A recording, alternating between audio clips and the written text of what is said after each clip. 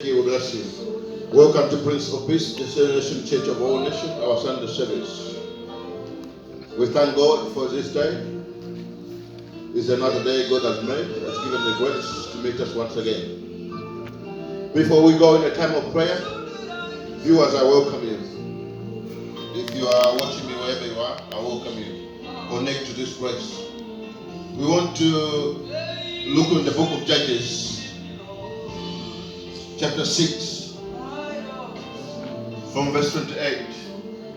I want to speak a little bit about altars. Then we'll pray. If you're there. And when the men of city arose early in the morning, there was the altar of Baal torn down, and the wooden image that was beside it cut down, and the second bull was being offered on the altar which had been built. So they said to one another, "Who has done this thing?" And when they had inquired and asked, they said, "Gideon, the son of Joash, has done this thing." Then the men of Judah said to Joash, "Bring out your son, that he may die, because he has torn down the altar of Baal, and because he has cut down the wooden image that was beside it."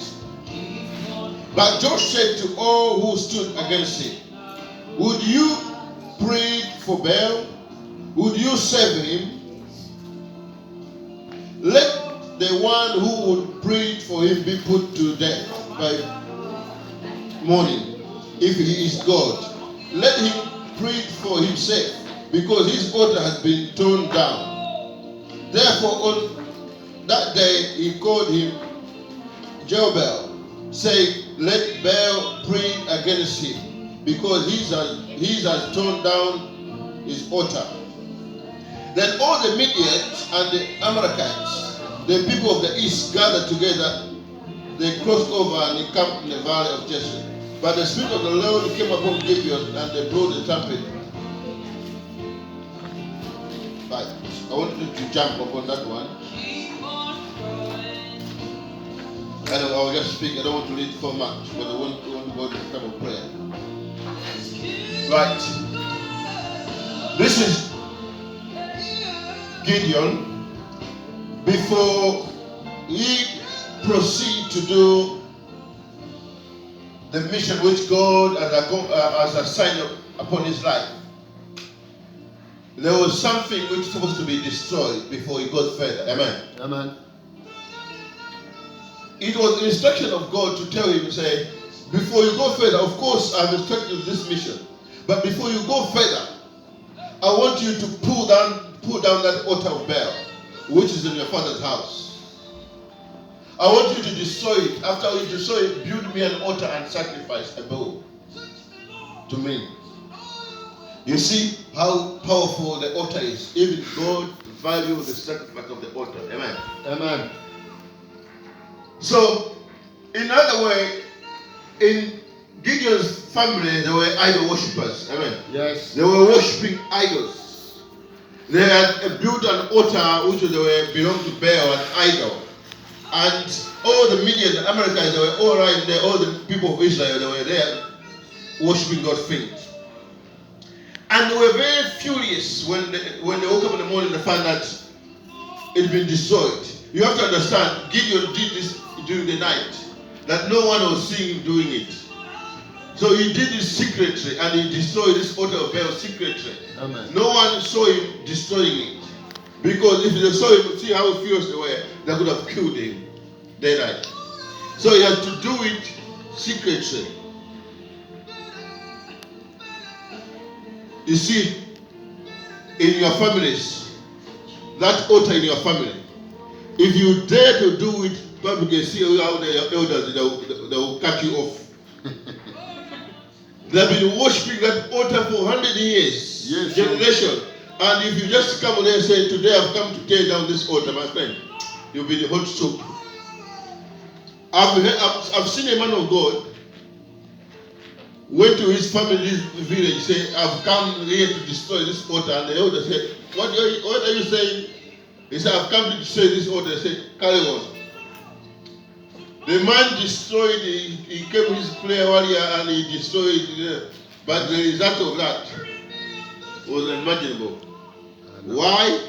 Because these are powers of darkness. They don't just sit back, they hit back. Amen. Amen. But you have to have a backing of God to do that thing. That's why Gideon was able to destroy it, because God has said it so. Amen. Yes. So if you got the direction of God, God told that in your family there's idol, you need to destroy it. Know that God is with you. Amen. So you can be able to go and pull down idol in your family. That altar in your family, you'll be able to tear it down. Amen. So they arose in the morning and they were very angry. They said, who has done this thing? Who has torn down our God? You see the way when you are deep in this idol, yes. You think this is real world. Yes. You think this is the origin of it. Yes. This is the source of power. You think there's nothing else apart from this. People they believe who worship ancestors. There's nothing wrong with that. They will fight you for that one. Because to them they think this is the reality of it. But not knowing now this is just useless idol made by men. Amen. So the father said, bring down your son. People say, bring down your son. And they say, why are you pleading for this thing? If he really it is God, let him fight for himself. Because a real God, he doesn't need people to fight for him. Amen. Jesus doesn't need people to fight for him. When he fight for himself. Amen. That's why we call a mighty man of war. He is able to fight his battle by himself. He doesn't need you to fight for him because he's all powerful. So they say, don't preach for him. Whoever preach for him, let him put to death. The people that agree say that's a good idea. So you see, without that idol to be being destroyed, it could have been a hindrance for Gideon to finish his task. Because the task which was ahead was too big. But there was forces of darkness which was in the family. Whether he liked or not, those things could have confronted him, could have shot him down. That's why sometimes you wonder in our life. We want to move forward, but there's something which is pulling you down. Amen. Yes, God has called you, but still more, there's something which just put you down.